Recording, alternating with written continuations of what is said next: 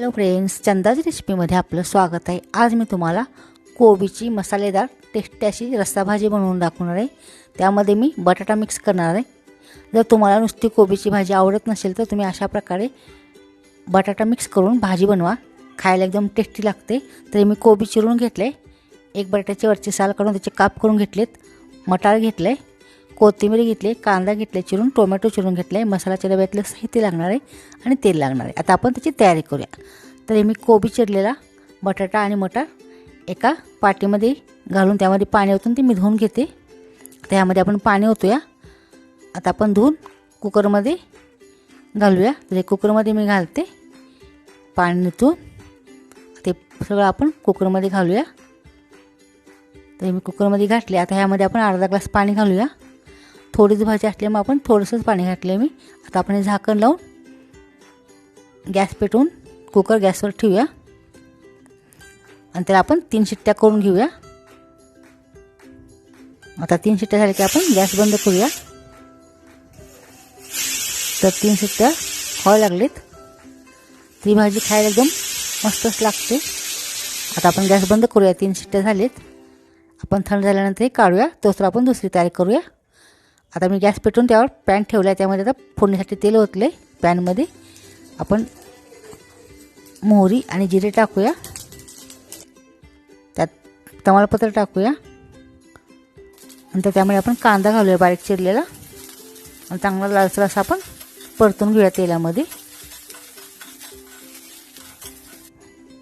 Gas बारीक मोठा करायचा। आता इथे कांदा भाजला आहे, त्यामध्ये आता आपण टोमॅटो चिरलेला घालूया।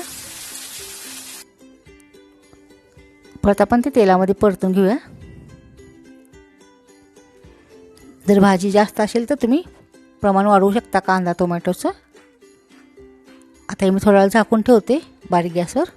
थोड्या वेळाने काढूया आपण, नंतर आपण परत त्याला हलवून घेऊया।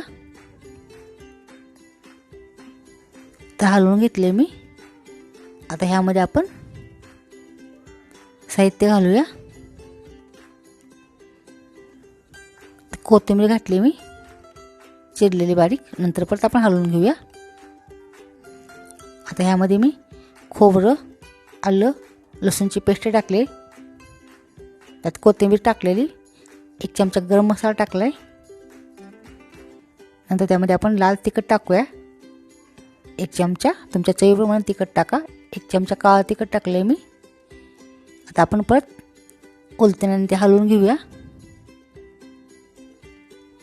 चांगलं तेलामध्ये परतून घ्यायचं। ते परतून घेतले। परत मोठा गॅस केलाय मी। परत झाकूया आणि परत बारीक गॅस करून आपण थोडा वेळ ठेवूया। आता परत थोड्या वेळानं झाकण काढूया। आपण कुकर उघडूया, थंड झालाय। आता ह्यामध्ये आपण थोडंसं पाणी घालूया त्या कांद्याच्या मिश्रणामध्ये आणि परत आपण हलवून घेऊया। परत आपण त्यातलं पाणी घालूया भाजीतलं। आपण कुकरमध्ये घातलं होतं पहिल्यांदा, ते सगळं त्यात थोडंसं लागेल तसं घालूया आणि परत आपण हलवून थोडा वेळ ते झाकून ठेवूया। आता मी पाणी घालते। आता ह्यावर आपण झाकून ठेवूया आणि बारीक गॅसवर आपण ह्याला शिजायला ठेवूया। तर थोड्या वेळानं आपण हे झाकण काढूया। तर थोड्या वेळानं काढले, सॉफ्ट असं तयार होते टोमॅटो आणि कांदा।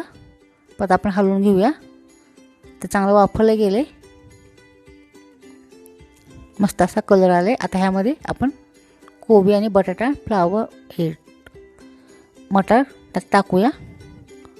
कोबी, मटार आणि बटाट्याचे तुकडे आणि परत आपण हलवून घेऊया।